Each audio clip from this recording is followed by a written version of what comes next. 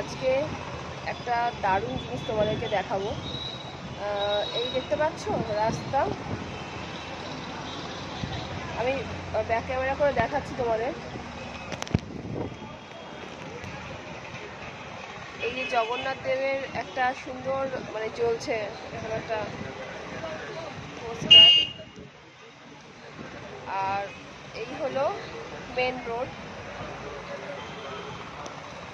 এই রাস্তা। আর আরেকটা জিনিস তোমাদের দেখাই, ঠিক উল্টো দিকেই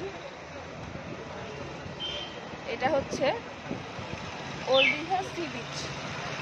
আমি একটু ব্যাক ক্যামেরা করে তোমাদেরকে দেখাই।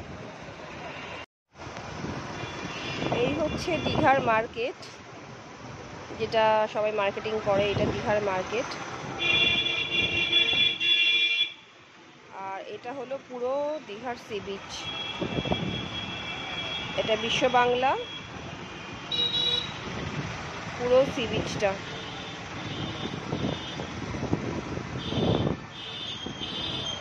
আর এইদিকে হলো মেন রোড।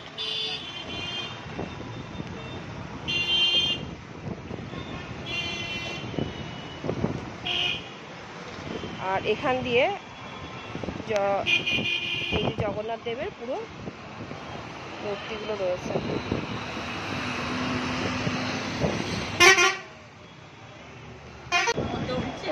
হ্যাঁ,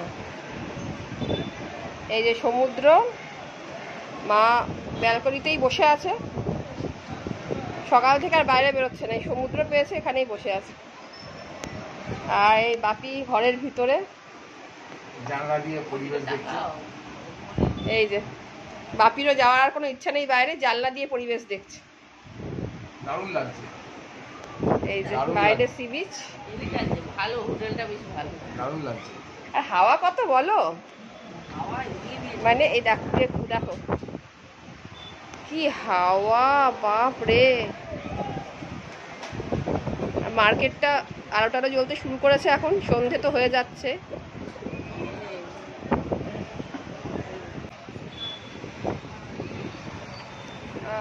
বেসিক্যালি দীঘায় আমি অনেকবারই এসেছি, আর অনেক সি ফেসিং ব্যালকনি পেয়েছি, তারপরে রুফটপ পেয়েছি, কিন্তু বেডরুম থেকে, এটা হলো আমার বেডরুমটা তো অসাধারণ সুন্দর, কিন্তু বেডরুম থেকে এত সুন্দর ভিউ,